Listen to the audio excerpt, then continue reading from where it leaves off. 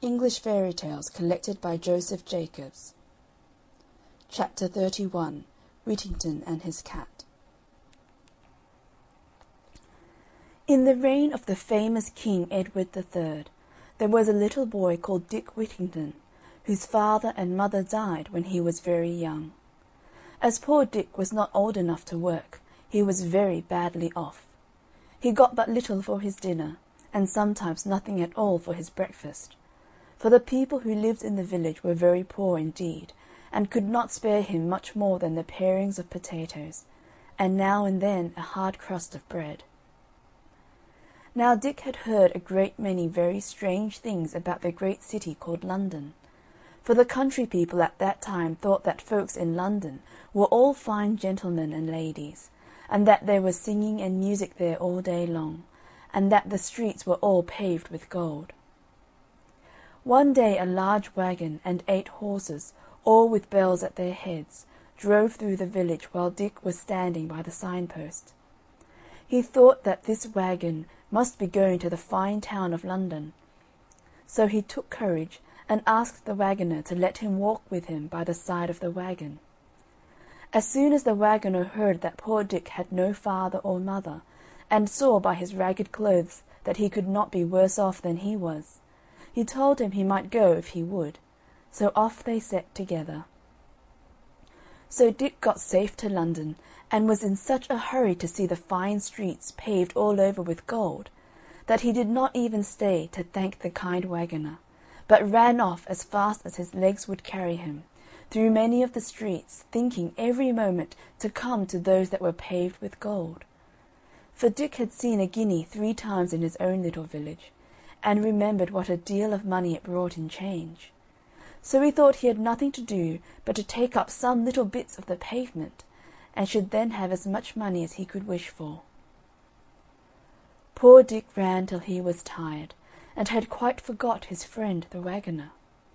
But at last, finding it grow dark, and that every way he turned he saw nothing but dirt instead of gold, he sat down in a dark corner and cried himself to sleep.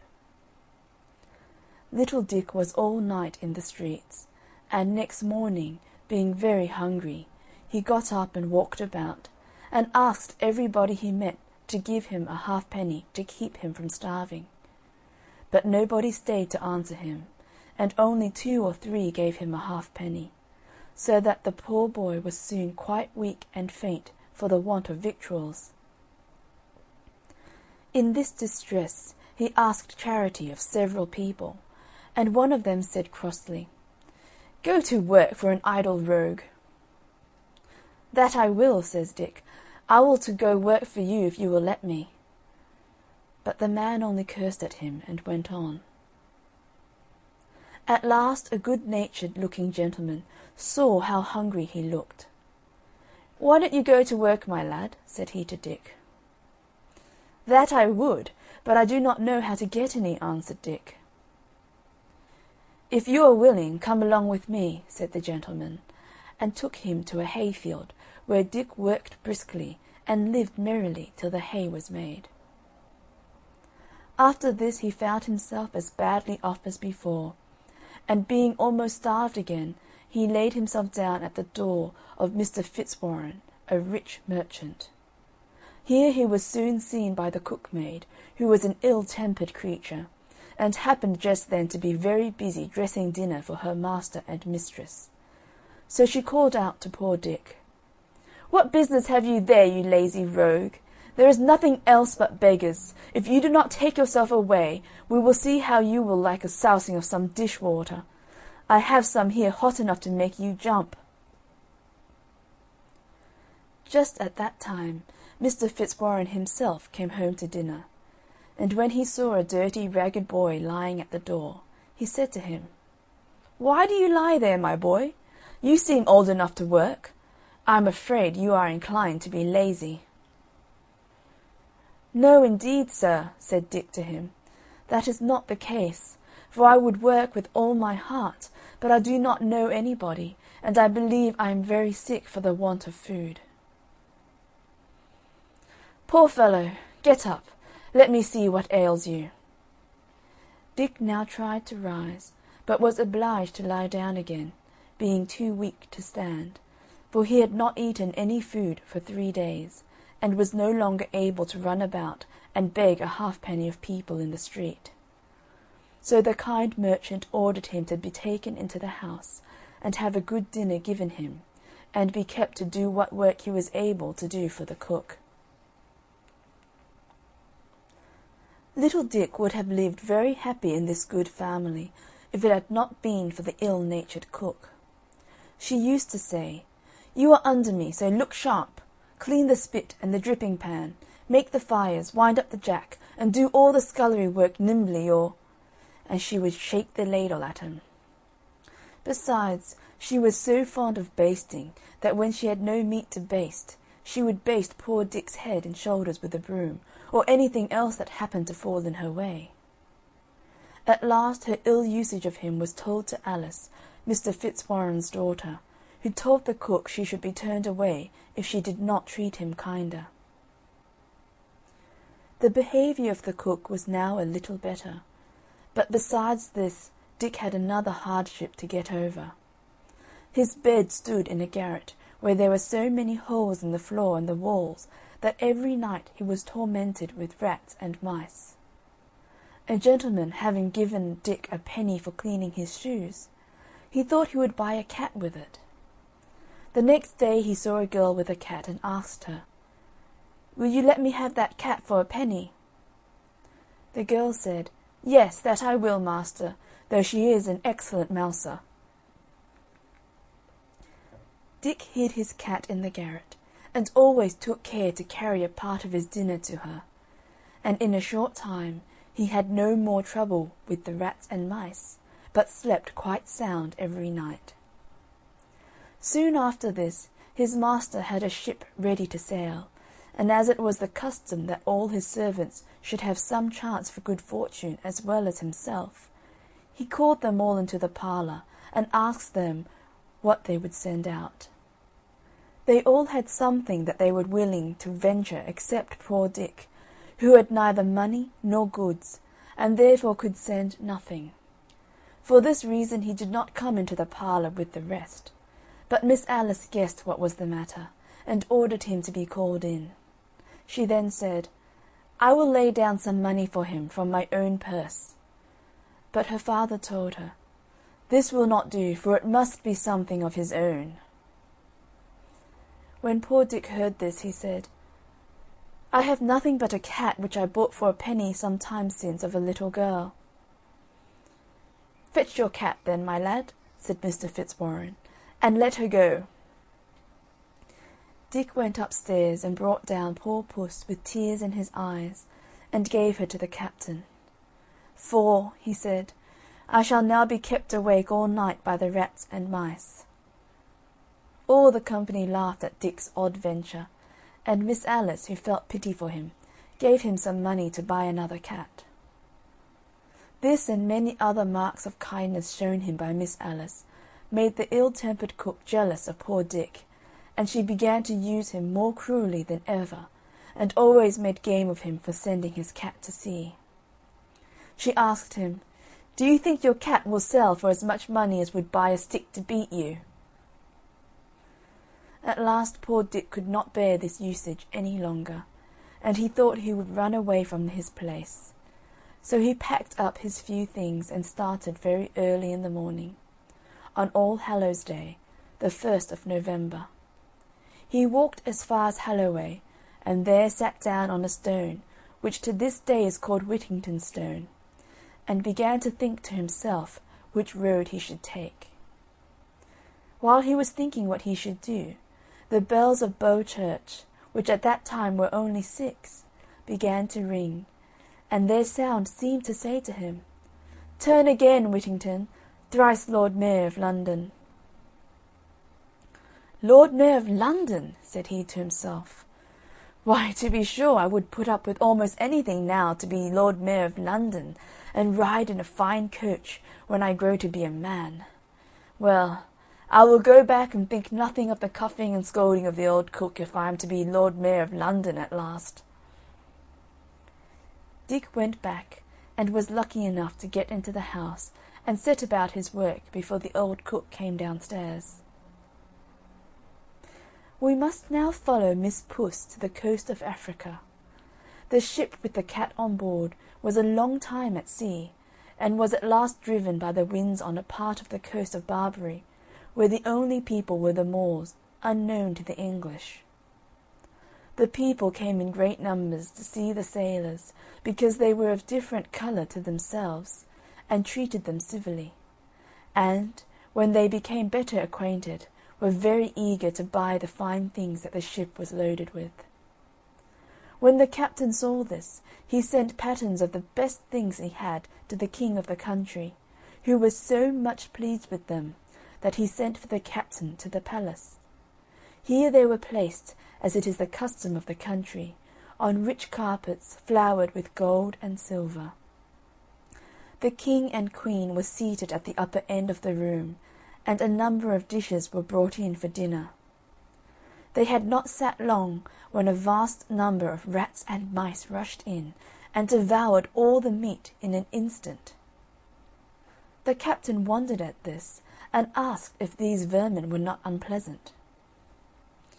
"Oh, yes," said they, "very offensive, and the king would give half his treasure to be freed of them, for they not only destroy his dinner, as you see, but they assault him in his chamber, and even in bed, so that he is obliged to be watched while he is sleeping for fear of them."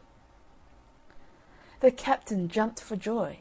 He remembered poor Whittington and his cat, and told the king he had a creature on board the ship that would dispatch all these vermin immediately. The king jumped so high at the joy which the news gave him that his turban dropped off his head. "Bring this creature to me," says he. "Vermin are dreadful in a court, and if she will perform what you say, I will load your ship with gold and jewels in exchange for her." The captain, who knew his business, took this opportunity to set forth the merits of Miss Puss. He told his Majesty, "It is not very convenient to part with her, as, when she is gone, the rats and mice may destroy the goods in the ship. But to oblige your Majesty, I will fetch her." "Run, run," said the Queen.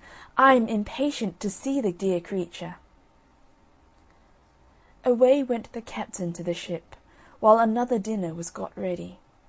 He put Puss under his arm, and arrived at the place just in time to see the table full of rats.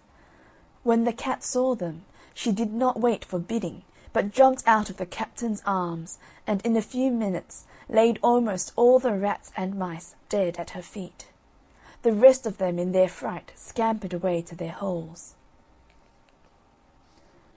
The king was quite charmed to get rid so easily of such plagues, and the queen desired that the creature, who had done them so great a kindness, be brought to her that she might look at her. Upon which the captain called, "Pussy, pussy, pussy," and she came to him. He then presented her to the queen, who started back and was afraid to touch a creature who had made such a havoc among the rats and mice. However, when the captain stroked the cat and called, "Pussy, pussy," the queen also touched her and cried, "Puddy, puddy," for she had not learned English. He then put her down on the queen's lap, where she purred and played with her Majesty's hand, and then purred herself to sleep. The king, having seen the exploits of Mrs. Puss, and being informed that her kittens would stock the whole country, and keep it free from rats, bargained with the captain for the whole ship's cargo, and then gave him 10 times as much for the cat as all the rest amounted to. The captain then took leave of the royal party, and set sail with a fair wind for England, and after a happy voyage arrived safe in London. One morning early, Mr. Fitzwarren had just come to his counting-house and seated himself at the desk to count over the cash and settle the business for the day, when somebody came tap, tap at the door. "Who's there?" said Mr. Fitzwarren. "A friend," answered the other. "I come to bring you good news of your ship Unicorn." The merchant, bustling up in such a hurry that he forgot his gout, opened the door, and who should he see waiting but the captain and factor, with a cabinet of jewels and a bill of lading. When he looked at this, the merchant lifted up his eyes and thanked heaven for sending him such a prosperous voyage. They then told the story of the cat, and showed the rich present that the king and queen had sent for her to poor Dick. As soon as the merchant heard this, he called out to his servants, "Go send him in, and tell him of his fame. Pray call him Mr. Whittington by name." Mr. Fitzwarren now showed himself to be a good man, for when some of his servants said so great a treasure was too much for him, he answered, "God forbid I should deprive him of the value of a single penny. It is his own, and he shall have it to a farthing." He then sent for Dick, who at that time was scouring pots for the cook, and was quite dirty. He would have excused himself from coming into the counting-house, saying, "The room is swept, and my shoes are dirty and full of hobnails," but the merchant ordered him to come in. Mr. Fitzwarren ordered a chair to be set for him, and so he began to think they were making game of him, at the same time said to them, "Do not play tricks with a poor simple boy, but let me go down again, if you please, to my work." "Indeed, Mr. Whittington," said the merchant, "we are all quite in earnest with you, and I most heartily rejoice in the news that these gentlemen have brought you, for the captain has sold your cat to the King of Barbary, and brought you in return for her more riches than I possess in the whole world, and I wish you may long enjoy them." Mr. Fitzwarren then told the men to open the great treasure they had brought with them, and said, "Mr. Whittington has nothing to do but to put it in some place of safety." Poor Dick hardly knew how to behave himself for joy. He begged his master to take what part of it he pleased, since he owed it all to his kindness. "No, no," answered Mr. Fitzwarren, "this is all your own, and I have no doubt but you will use it well." Dick next asked his mistress, and then Miss Alice, to accept a part of his good fortune, but they would not, and at the same time told him they felt great joy at his good success. But this poor fellow was too kind-hearted to keep it all to himself, so he made a present to the captain, the mate, and the rest of Mr. Fitzwarren's servants, and even to the ill-natured old cook. After this, Mr. Fitzwarren advised him to send for a proper tailor and get himself dressed like a gentleman, and told him he was welcome to live in his house till he could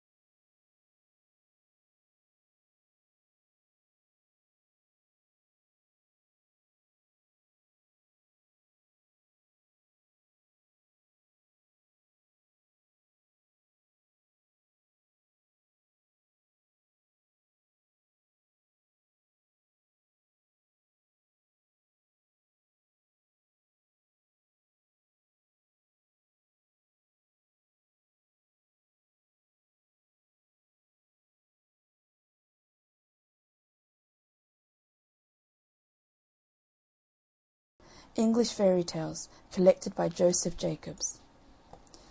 Chapter 32. The Strange Visitor. A woman was sitting at her reel one night, and still she sat, and still she reeled, and still she wished for company. In came a pair of broad soles, and sat down at the fireside. And still she sat, and still she reeled, and still she wished for company. In came a pair of small legs, and sat down on the broad soles. And still she sat, and still she reeled, and still she wished for company. In came a pair of thick knees, and sat down on the small legs. And still she sat, and still she reeled, and still she wished for company. In came a pair of thin thighs, and sat down on the thick knees. And still she sat, and still she reeled, and still she wished for company. In came a pair of huge hips, and sat down on the thin thighs. And still she sat, and still she reeled, and still she wished for company. In came a wee waist, and sat down on the huge hips. And still she sat, and still she reeled, and still she wished for company. In came a pair of broad shoulders, and sat down on the wee waist. And still she sat, and still she reeled, and still she wished for company. In came a pair of small arms, and sat down on the broad shoulders. And still she sat, and still she reeled, and still she wished for company.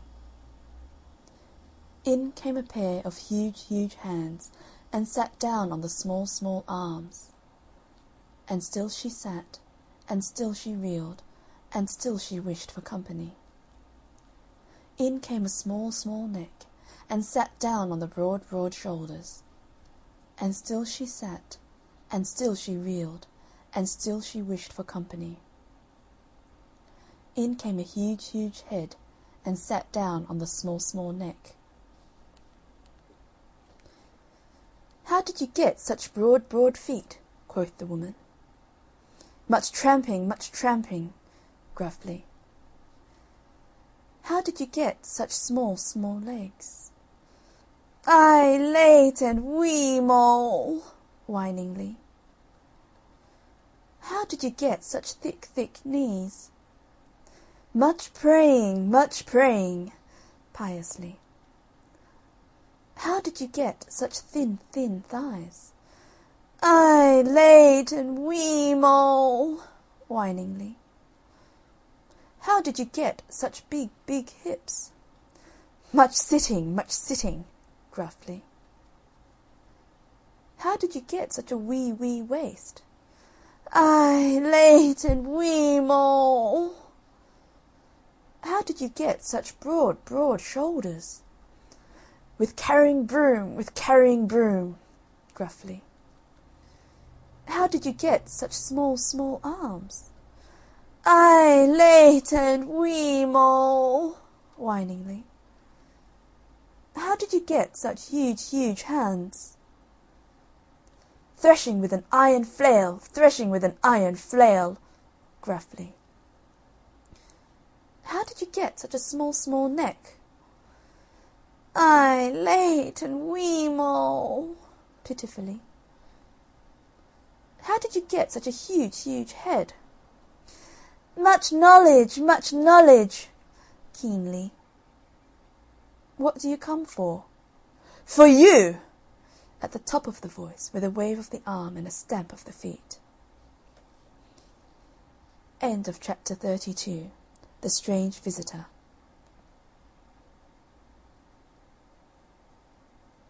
English Fairy Tales, collected by Joseph Jacobs. Chapter 33. The Laidly Worm of Spindleston Heugh. In Bamborough Castle once lived a king who had a fair wife and 2 children, a son named Childe Wynd and a daughter named Margaret. Childe Wynd went forth to seek his fortune, and soon after he had gone, the queen his mother died. The king mourned her long and faithfully, But one day while he was hunting, he came across a lady of great beauty, and became so much in love with her that he determined to marry her. So he sent word home that he was going to bring a new queen to Bamborough Castle. Princess Margaret was not very glad to hear of her mother's place being taken, but she did not repine, but did her father's bidding, and at the appointed day came down to the castle gate with the keys all ready to hand over to her stepmother. Soon the procession drew near, and the new queen came towards Princess Margaret, who bowed low and handed her the keys of the castle. She stood there with blushing cheeks and eye on ground, and said, "O welcome, father dear, to your halls and bowers, and welcome to you, my new mother, for all that's here is yours." And again she offered the keys. One of the king's knights who had escorted the queen cried out in admiration, "Surely this northern princess is the loveliest of her kind." At that the new queen flushed up and cried out, "At least your courtesy might have accepted me." And then she muttered below her breath, "I'll soon put an end to her beauty." That same night the queen, who was a noted witch, stole down to a lonely dungeon, wherein she did her magic with spells 3 times 3, and with passes 9 times 9 she cast Princess Margaret under her spell. And this was her spell: "I weird ye to be a laidly worm, and borrowed shall ye never be, until Childe Wynd, the king's own son, come to the hew and thrice kiss thee. Until the world comes to an end, borrowed shall ye never be." So Lady Margaret went to bed a beauteous maiden, and rose up a laidly worm. And when her maidens came in to dress her in the morning, they found coiled up on the bed a dreadful dragon, which uncoiled itself and came towards them. But they ran away shrieking, and the laidly worm crawled and crept and crawled, till it reached the hew or rock of the spindlestone, round which it coiled itself, and lay there basking with its terrible snout in the air. Soon the country round about had reason to know of the laidly worm of Spindleston Heugh. For hunger drove the monster out from its cave, and it used to devour everything it could come across. So at last they went to a mighty warlock, and asked him what they should do. Then he consulted his works and his familiar, and told them, "The laidly worm is really the Princess Margaret, and it is hunger that drives her forth to do such deeds. Put aside for her 7 kine, and each day as the sun goes down, carry every drop of milk they yield to the stone trough at the foot of the hew, and the laidly worm will trouble the country no longer. But if ye would that she be borrowed to her natural shape, and that she who bespelled her be rightly punished, send over the seas for her brother Childe Wynd." All was done as the warlock advised. The laidly worm lived on the milk of the 7 kine, and the country was troubled no longer. But when Childe Wynd heard the news, he swore a mighty oath to rescue his sister and revenge her on her cruel stepmother. And 33 of his men took the oath with him. Then they set to work and built a long ship, and its keel they made of the rowan tree. And when all was ready, they out with their oars and pulled sheer for Bamborough Keep. But as they got near the keep, the stepmother felt by her magic power that something was being wrought against her. So she summoned her familiar imps and said, "Childe Wynd is coming over the seas. He must never land. Raise storms or bore the hull, but nohow must he touch shore." Then the imps went forth to meet Childe Wynd's ship. But when they got near, they found they had no power over the ship, for its keel was made of the rowan tree. So back they came to the Queen Witch, who knew not what to do. She ordered her men-at-arms to resist Childe Wynd if he should land near them, and by her spells she caused the laidly worm to wait by the entrance of the harbour. As the ship came near, the worm unfolded its coils, and dipping into the sea, caught hold of the ship of Childe Wynd, and banged it off the shore. 3 times Childe Wynd urged his men on to row bravely and strong, but each time the laidly worm kept it off the shore. Then Childe Wynd ordered the ship to be put about, and the Witch Queen thought he had given up the attempt. But instead of that, he only rounded the next point and landed safe and sound in Budle Creek, and then, with sword drawn and bow bent, rushed up followed by his men, to fight the terrible worm that had kept him from landing. But the moment Childe Wynd had landed, the Witch Queen's power over the Laidly Worm had gone, and she went back to her bower all alone, not an imp nor a man-at-arms to help her, for she knew her hour was come. So when Childe Wynd came rushing up to the Laidly Worm, it made no attempt to stop him or hurt him. But just as he was going to raise his sword to slay it, the voice of his own sister Margaret came from its jaws, saying, "O quit your sword, unbend your bow, and give me kisses 3, for though I am a poisonous worm, no harm I'll do to thee." Childe Wynd stayed his hand, but he did not know what to think if some witchery were not in it. Then said the Laidly Worm again, "O quit your sword, unbend your bow, and give me kisses 3. If I'm not one ere set of sun, one never shall I be." Then Childe Wynd went up to the Laidly Worm and kissed it once, but no change came over it.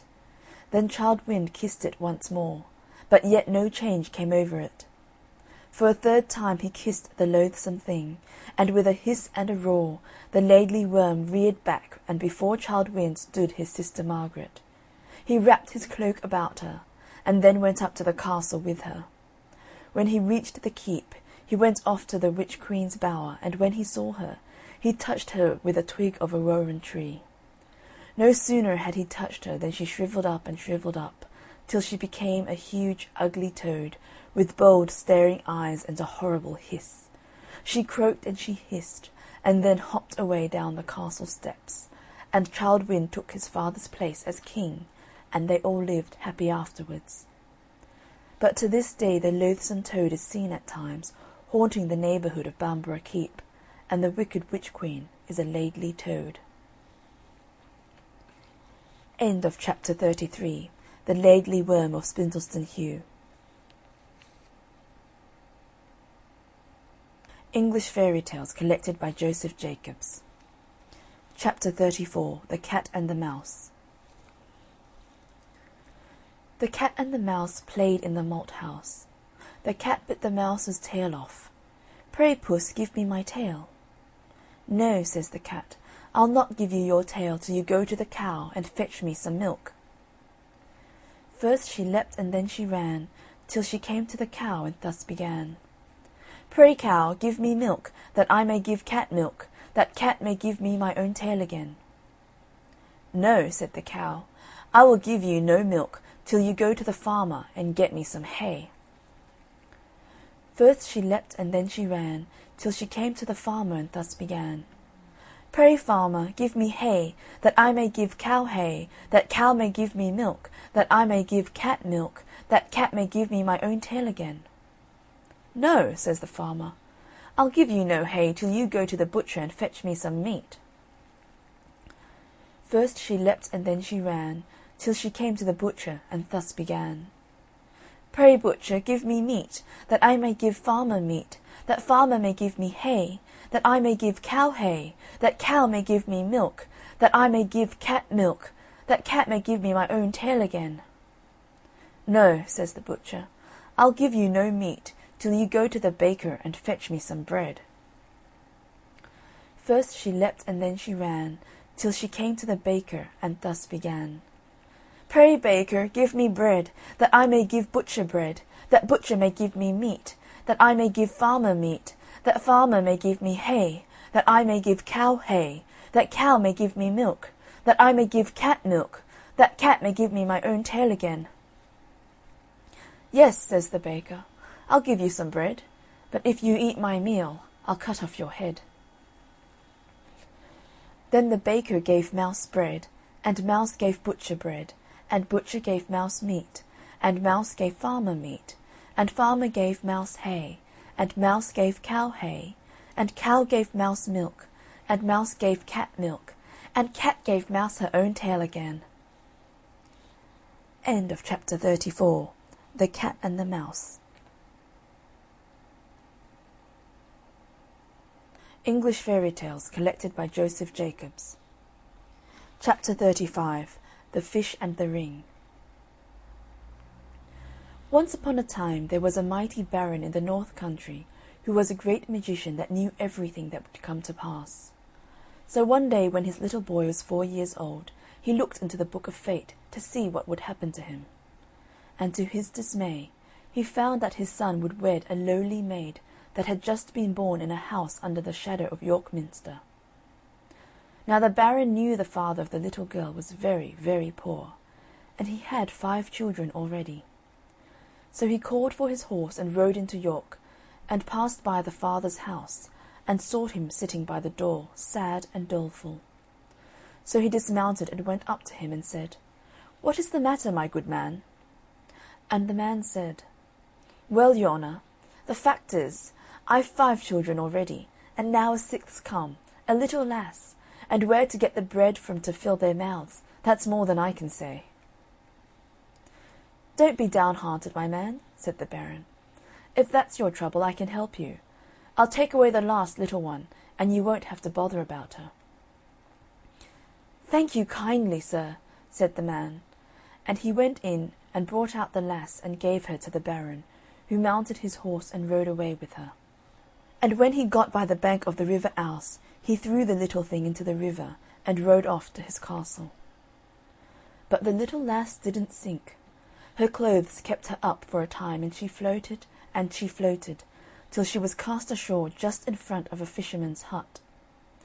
There the fisherman found her, and took pity on the poor little thing, and took her into his house, and she lived there till she was 15 years old, and a fine handsome girl. One day it happened that the Baron went out hunting with some companions along the banks of the river Ouse, and stopped at the fisherman's hut to get a drink, and the girl came out to give it to them.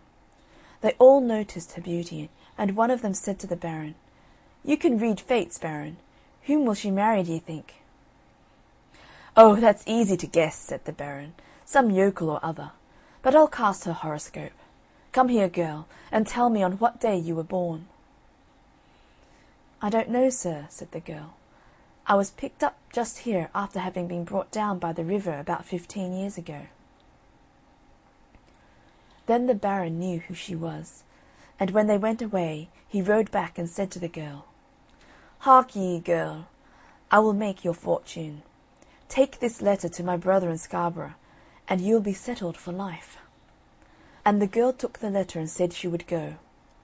Now this was what he had written in the letter: "Dear brother, take the bearer and put her to death immediately. Yours affectionately, Albert." So soon after the girl set out for Scarborough, and slept for the night at a little inn. Now that very night a band of robbers broke into the inn and searched the girl, who had no money and only the letter. So they opened this and read it, and thought it a shame. The captain of the robbers took a pen and paper and wrote this letter: "Dear brother, take the bearer and marry her to my son immediately. Yours affectionately, Albert." And then he gave it to the girl, bidding her begone.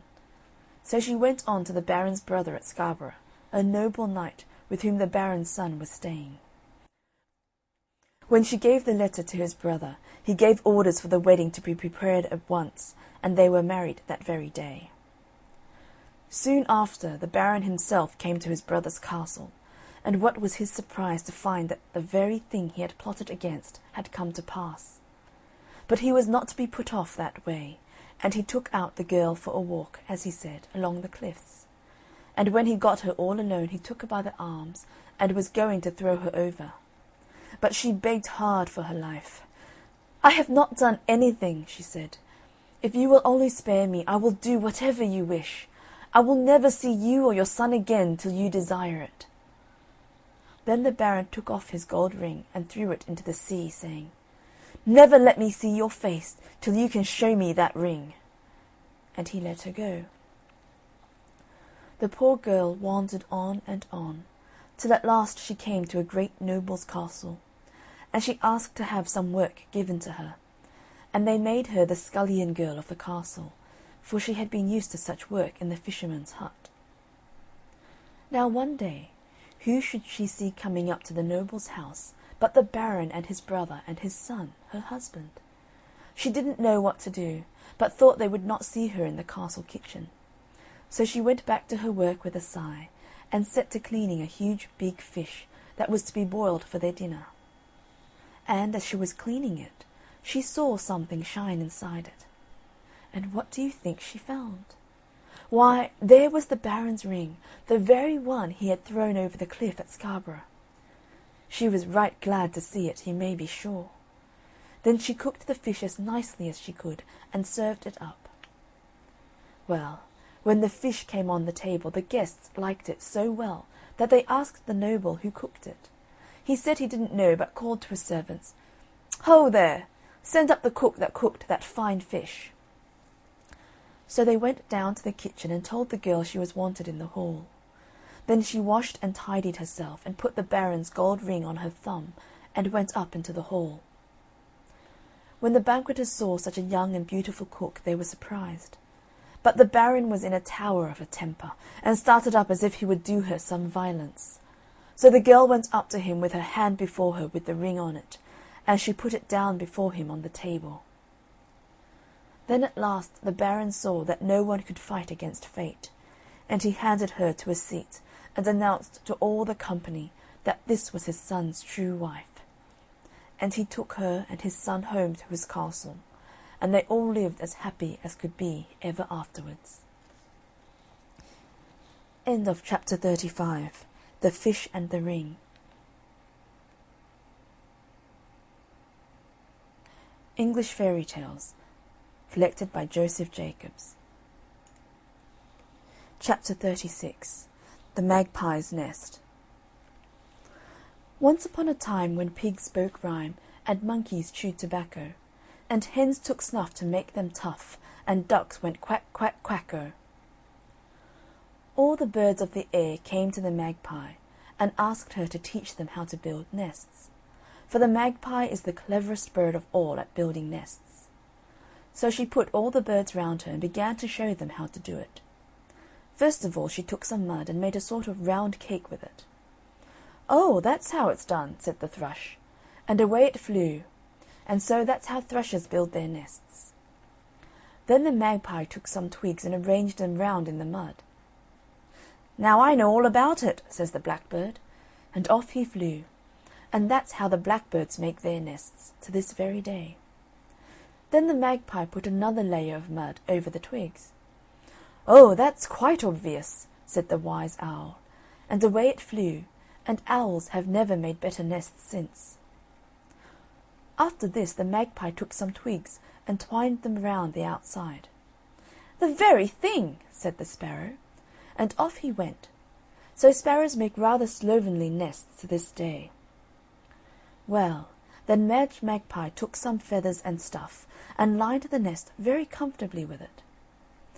"That suits me," cried the starling, and off it flew, and very comfortable nests have starlings. So it went on, every bird taking away some knowledge of how to build nests, but none of them waiting to the end. Meanwhile, Madge Magpie went on working and working, without looking up, till the only bird that remained was the turtle dove, and that hadn't paid any attention all along, but only kept on saying its silly cry, "Take two, Taffy, take two!" At last the magpie heard this just as she was putting a twig across, so she said, "One's enough." But the turtle dove kept on saying, "Take two, Taffy, take two!" Then the magpie got angry and said, "One's enough, I tell you." Still the turtle dove cried, "Take two, Taffy, take two!" At last, the magpie looked up and saw nobody near her but the silly turtle dove, and then she got rare angry and flew away, and refused to tell the birds how to build nests again. And that is why different birds build their nests differently. End of chapter 36. The Magpie's Nest.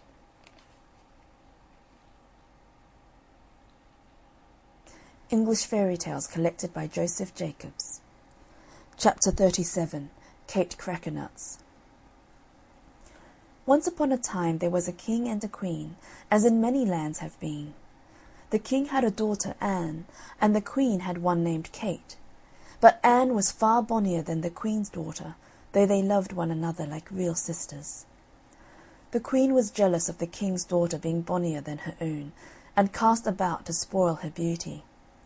So she took counsel of the henwife, who told her to send the lassie to her next morning fasting. So next morning early the Queen said to Anne, "Go, my dear, to the henwife in the glen, and ask her for some eggs." So Anne set out, but as she passed through the kitchen she saw a crust, and she took and munched it as she went along. When she came to the henwife's, she asked for eggs, as she had been told to do. The henwife said to her, "Lift the lid off that pot there and see." The lassie did so, but nothing happened. "Go home to your Minnie and tell her to keep her larder door better locked," said the henwife. So she went home to the Queen and told her what the henwife had said. The Queen knew from this that the lassie had had something to eat, so watched the next morning and sent her away fasting. But the Princess saw some country folk picking peas by the roadside, and being very kind, she spoke to them and took a handful of the peas, which she ate by the way. When she came to the henwife, she said, "Lift the lid off that pot and you'll see." So Anne lifted the lid, but nothing happened.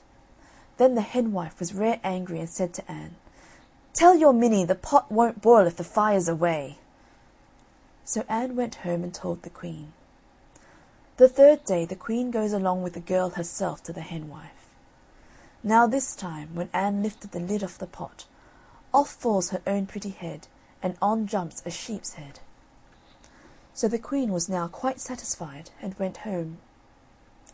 Her own daughter Kate, however, took a fine linen cloth and wrapped it round her sister's head, and took her by the hand, and they both went out to seek their fortune. They went on, and they went on, and they went on, till they came to a castle. Kate knocked at the door and asked for a night's lodging for herself and a sick sister. They went in and found it was a king's castle who had 2 sons, and one of them was sickening away to death, and no one could find out what ailed him.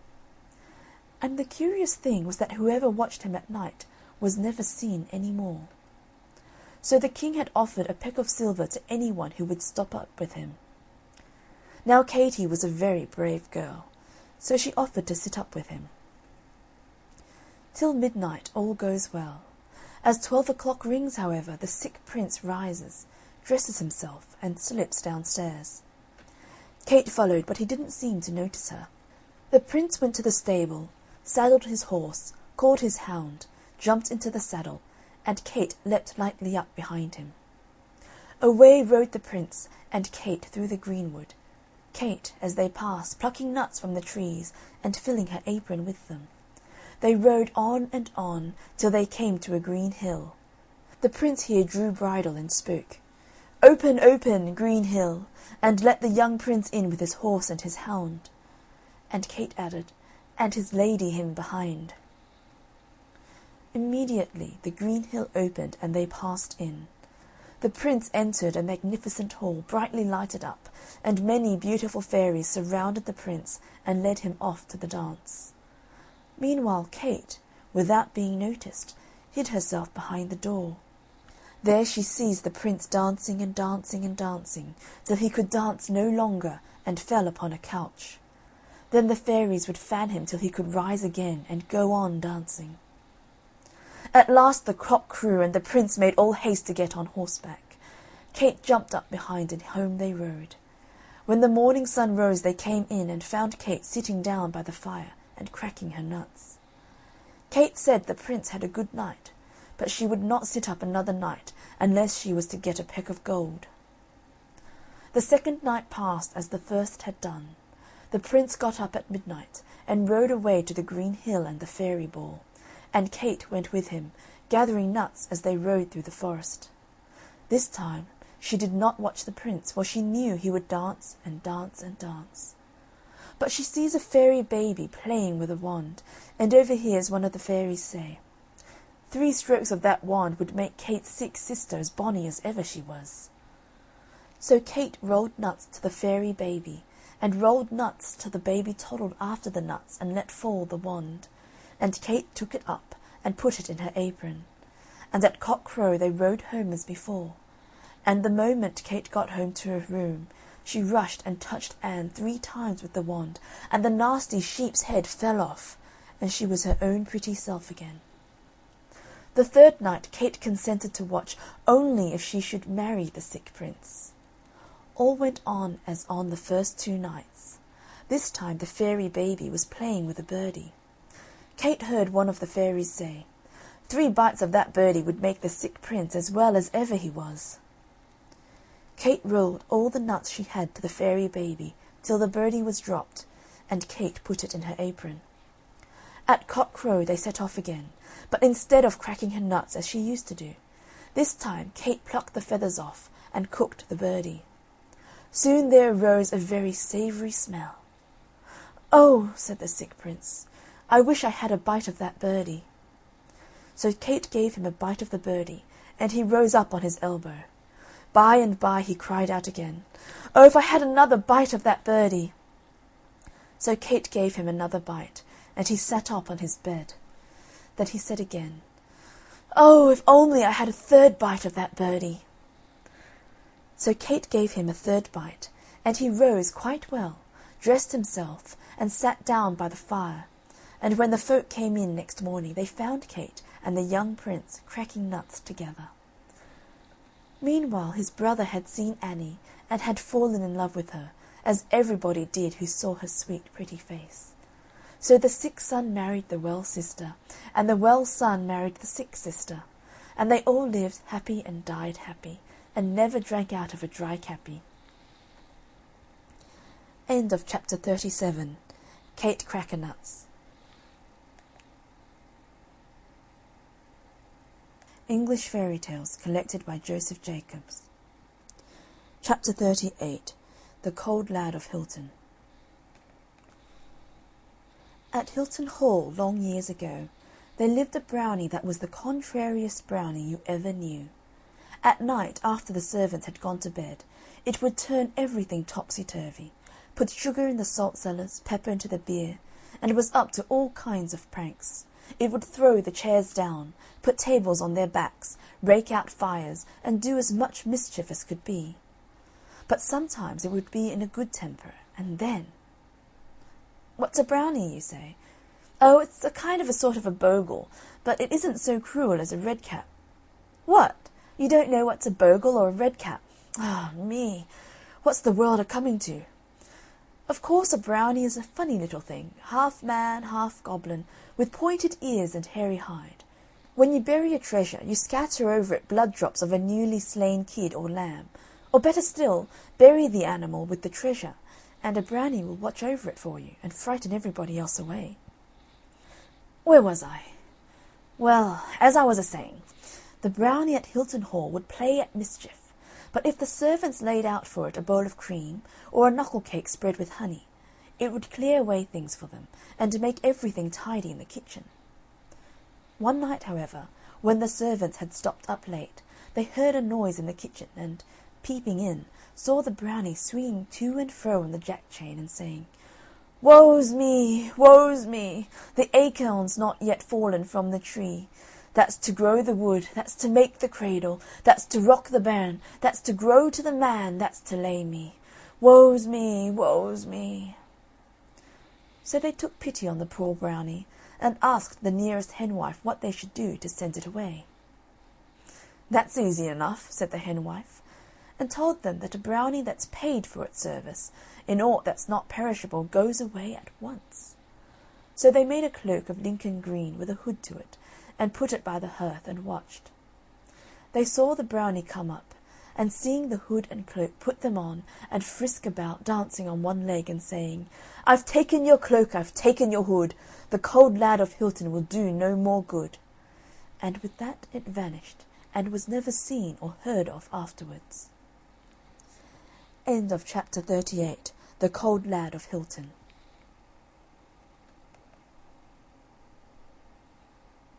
English Fairy Tales collected by Joseph Jacobs. Chapter 39. The Ass, the Table, and the Stick.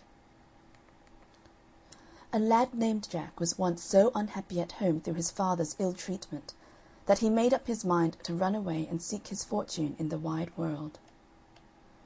He ran and he ran till he could run no longer, and then he ran right up against a little old woman who was gathering sticks. He was too much out of breath to beg pardon, But the woman was good-natured, and she said he seemed to be a likely lad, so she would take him to be her servant, and would pay him well. He agreed, for he was very hungry, and she brought him to her house in the wood, where he served her for a 12 months and a day. When the year had passed, she called him to her, and said she had good wages for him. So she presented him with an ass out of the stable, and he had but to pull Neddy's ears to make him begin at once to eeyore.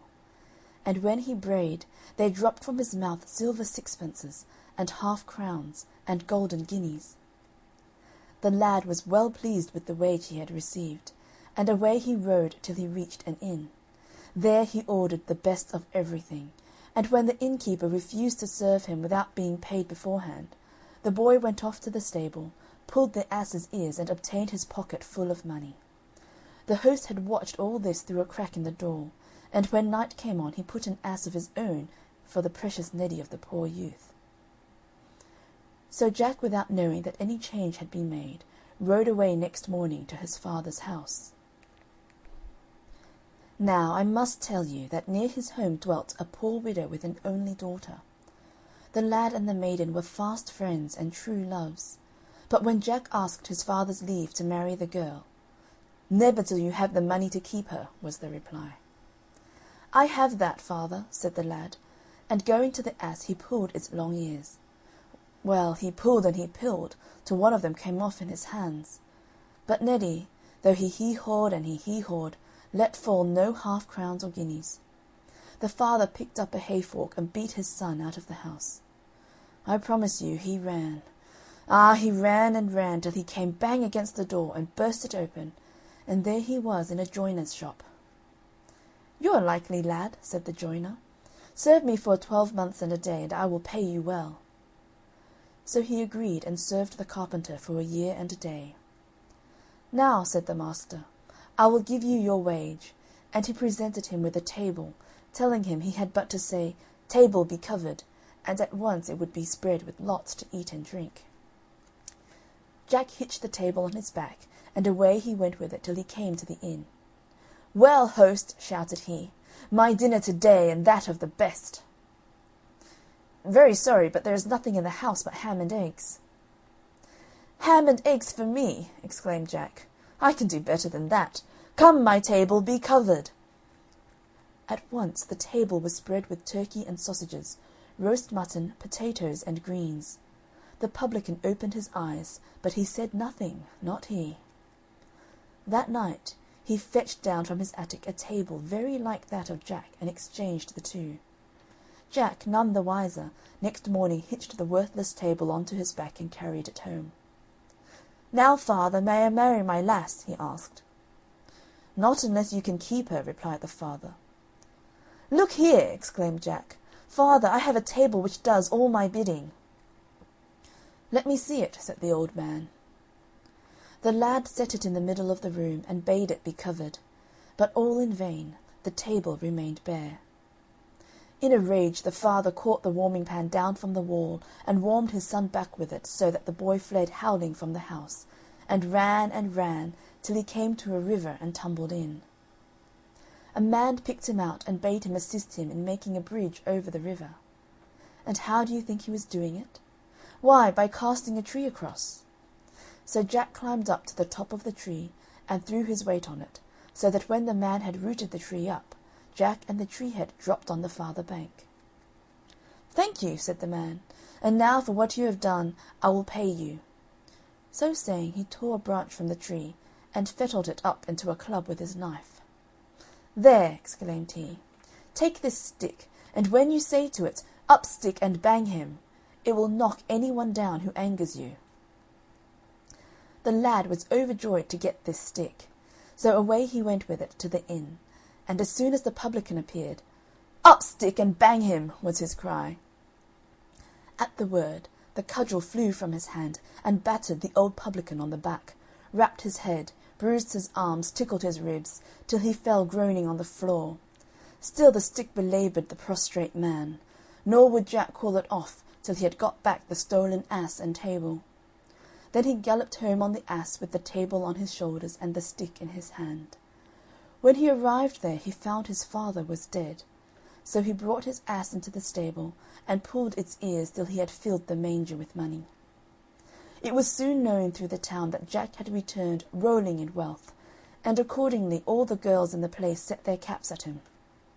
"Now," said Jack, "I shall marry the richest lass in the place, so to-morrow do you all come in front of my house with your money and your aprons." Next morning the street was full of girls with aprons held out, and gold and silver in them. But Jack's own sweetheart was among them, and she had neither gold nor silver, naught but 2 copper pennies, that was all she had. "Stand aside, lass," said Jack to her, speaking roughly. "Thou hast no silver nor gold. Stand off from the rest."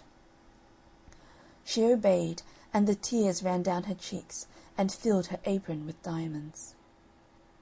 "Up stick and bang them!" exclaimed Jack, whereupon the cudgel leapt up, and running along the line of girls, knocked them all on the heads and left them senseless on the pavement. Jack took all their money and poured it into his true love's lap. "Now, lass," he exclaimed, "thou art the richest, and I shall marry thee." End of chapter 39. The Ass, the Table, and the Stick.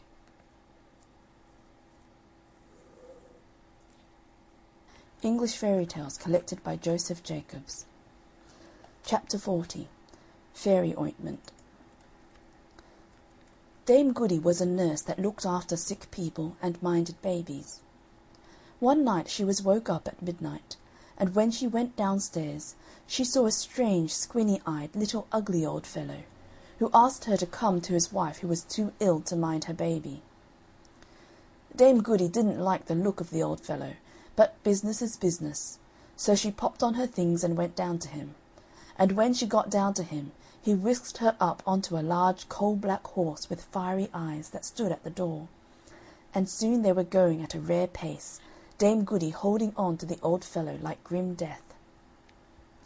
They rode and they rode, till at last they stopped before a cottage door. So they got down and went in, and found the good woman abed with the children playing about, and the babe, a fine bouncing boy, beside her. Dame Goody took the babe, which was as fine a baby boy as you'd wish to see. The mother, when she handed the baby to Dame Goody to mind, gave her a box of ointment, and told her to stroke the baby's eyes with it as soon as it opened them. After a while it began to open its eyes. Dame Goody saw that it had squinny eyes just like its father, so she took the box of ointment and stroked its 2 eyelids with it. But she couldn't help wondering what it was for, as she had never seen such a thing done before. So she looked to see if the others were looking, and when they were not noticing, she stroked her own right eyelid with the ointment. No sooner had she done so than everything seemed to change about her. The cottage became elegantly furnished. The mother in the bed was a beautiful lady dressed up in white silk. The little baby was still more beautiful than before, and its clothes were made of a sort of silvery gauze. Its little brothers and sisters around the bed were flat-nosed imps with pointed ears who made faces at one another and scratched their poles. Sometimes they would pull the sick lady's ears with their long and hairy paws. In fact, they were up to all kinds of mischief, and Dame Goody knew that she had got into a house of pixies. But she said nothing to nobody, and as soon as the lady was well enough to mind the baby, she asked the old fellow to take her back home. So he came round to the door with the coal-black horse with eyes of fire, and off they went as fast as before, or perhaps a little faster, till they came to Dame Goody's cottage, where the squinny-eyed old fellow lifted her down and left her, thanking her civilly enough, and paying her more than she had ever been paid before for such service. Now next day happened to be market day, and as Dame Goody had been away from home, she wanted many things in the house, and trudged off to get them at the market. As she was buying the things she wanted, who should she see but the squinny-eyed old fellow who had taken her on the coal-black horse. And what do you think he was doing? Why, he went about from stall to stall, taking up things from each, here's some fruit and there's some eggs, and so on, and no one seemed to take any notice. Now Dame Goody did not think it her business to interfere, but she thought she ought not to let so good a customer pass without speaking. So she ups to him and bobs her curtsy and says, "Good'n, sir, I hopes as how your good lady and little one are as well as—" But she couldn't finish what she was a-saying, for the funny old fellow started back in surprise, and he says to her, says he, "What, do you see me to-day?" "See you?" says she. "Why, of course I do, as plain as the sun in the skies. And what's more," says she, "I see you are busy too, into the bargain." "Ah, you see too much," said he. "Now, pray, with which eye do you see all this?" "With the right eye, to be sure," said she, as proud as can be to find him out. "The ointment! The ointment!" cried the old pixie thief. "Take that for meddling with what don't concern you. You shall see me no more." And with that he struck her on her right eye, and she couldn't see him any more. And what was worse, she was blind on the right side from that hour till the day of her death. End of chapter 40. Fairy Ointment. English Fairy Tales collected by Joseph Jacobs. Chapter 41. The Well of the World's End. Once upon a time, and a very good time it was, though it wasn't in my time, nor in your time, nor any one else's time. There was a girl whose mother had died, and her father had married again, and her stepmother hated her because she was more beautiful than herself, and she was very cruel to her. She used to make her do all the servants' work, and never let her have any peace. At last one day the stepmother thought to get rid of her altogether. So she handed her a sieve and said to her, "Go, fill it at the Well of the World's End, and bring it home to me full, or woe betide you." For she thought she would never be able to find the Well of the World's End, and if she did, how could she bring home a sieve full of water? Well, the girl started off, and asked every one she met to tell her where was the Well of the World's End. But nobody knew, and she didn't know what to do, when a queer little old woman, all bent double, told her where it was, and how she could get to it. So she did what the old woman told her, and at last arrived at the Well of the World's End.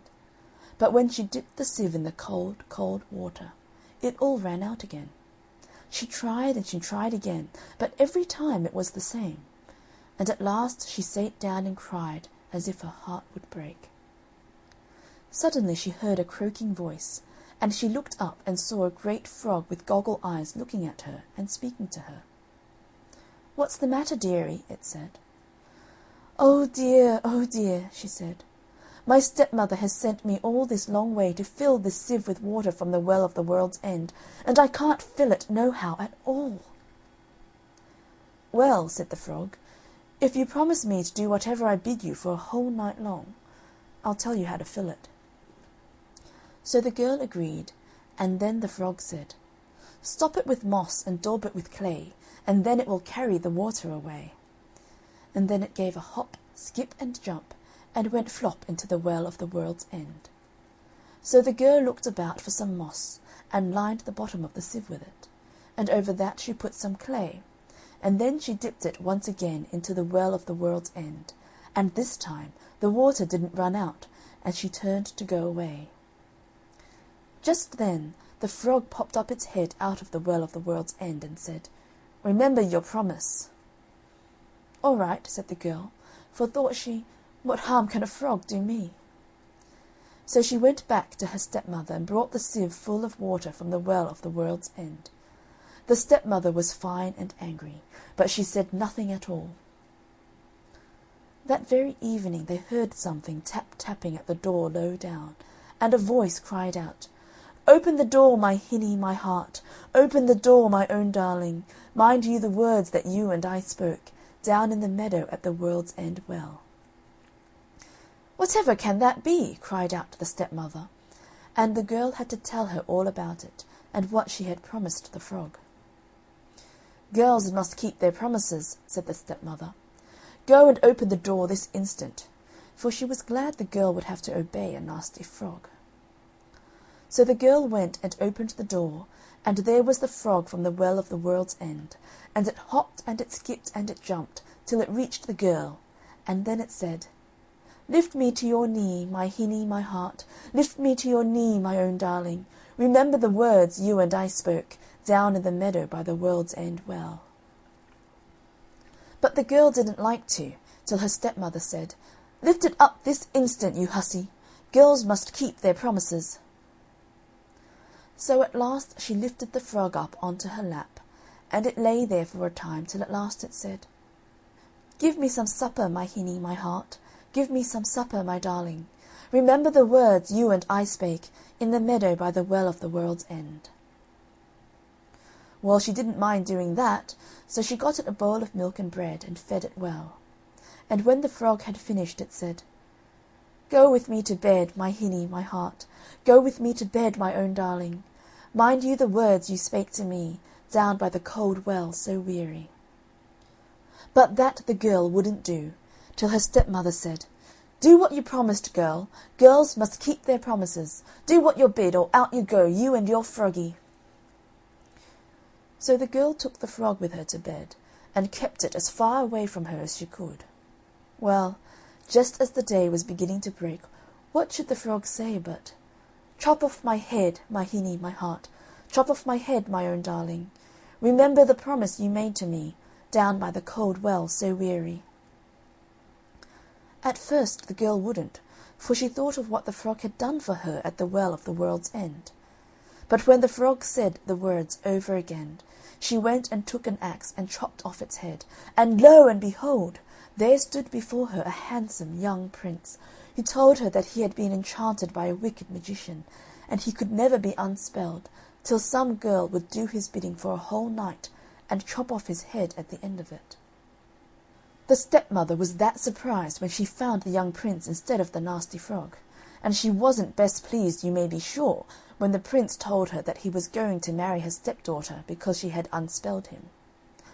So they were married and went away to live in the castle of the king his father, and all the stepmother had to console her was that it was all through her that her stepdaughter was married to a prince.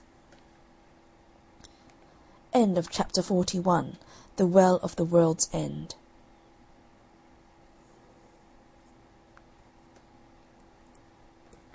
English Fairy Tales collected by Joseph Jacobs. Chapter 42. Master of all Masters.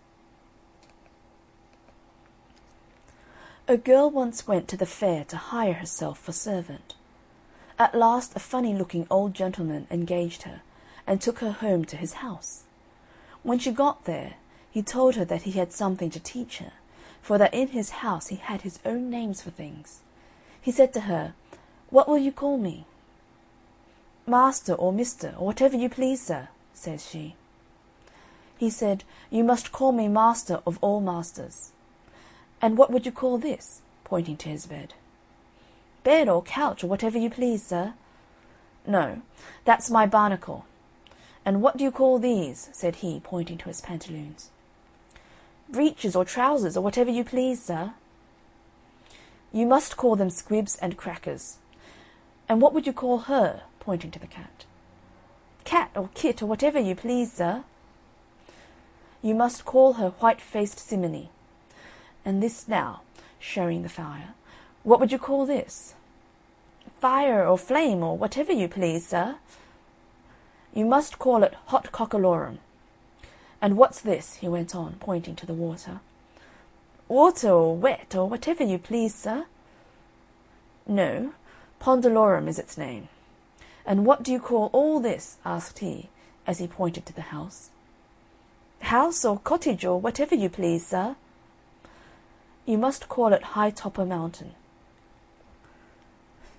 That very night the servant woke her master up in a fright, and said, "Master of all masters, get out of your barnacle and put on your squibs and crackers, for white-faced simony has got a spark of hot cockalorum on its tail, and unless you get some pondalorum, High Topper Mountain will be all on hot cockalorum."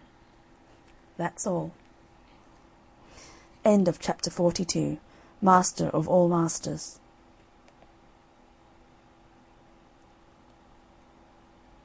English Fairy Tales collected by Joseph Jacobs. Chapter 43. The Three Heads of the Well. Long before Arthur and the Knights of the Round Table, There reigned in the eastern part of England a king who kept his court at Colchester.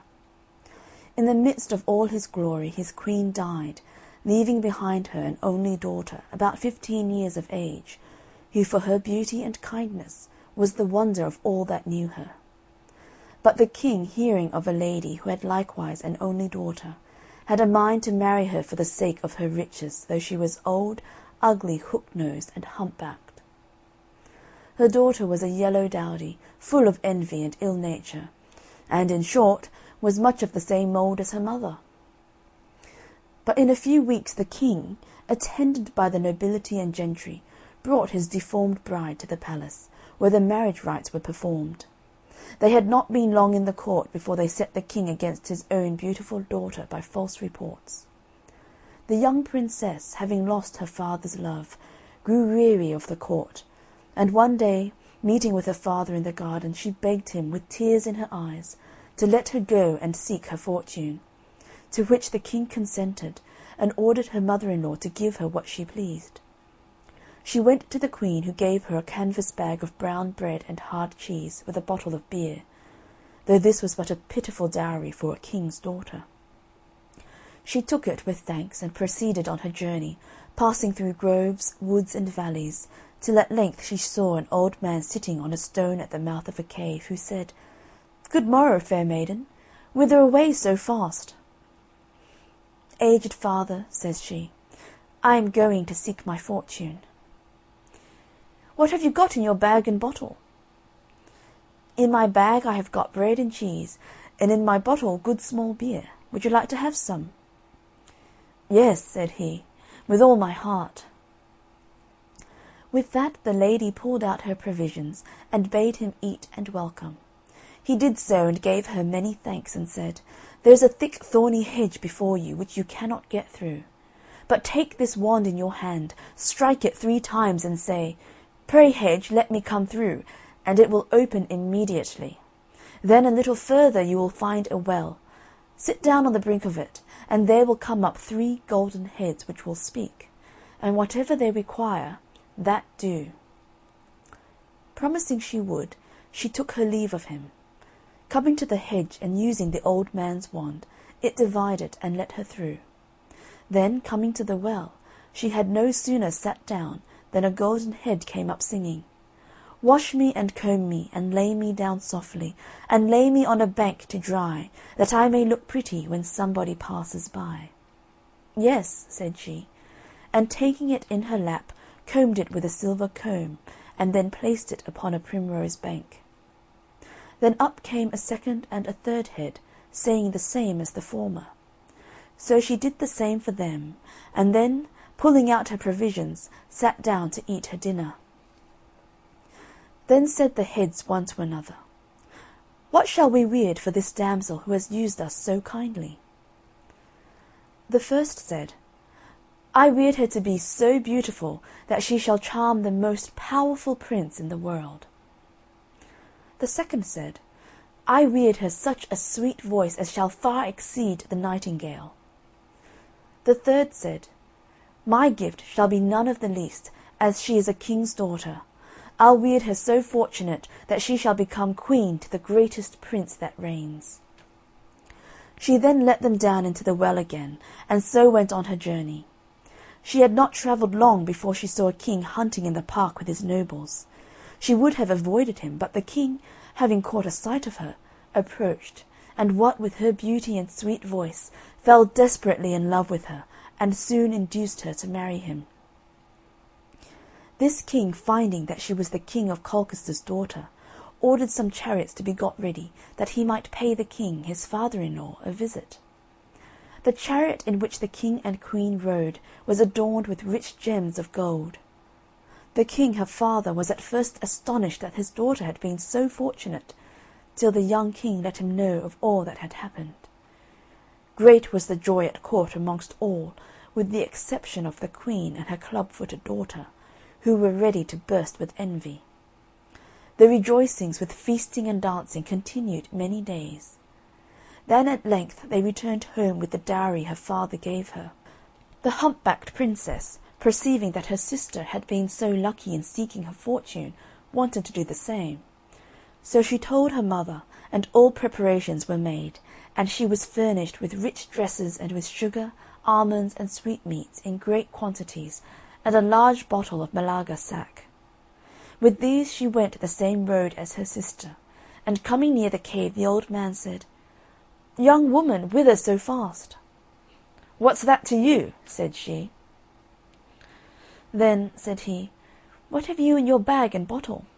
She answered, "Good things which you shall not be troubled with." "Won't you give me some?" said he. "No, not a bit nor a drop, unless it would choke you." The old man frowned, saying, "Evil fortune attend ye."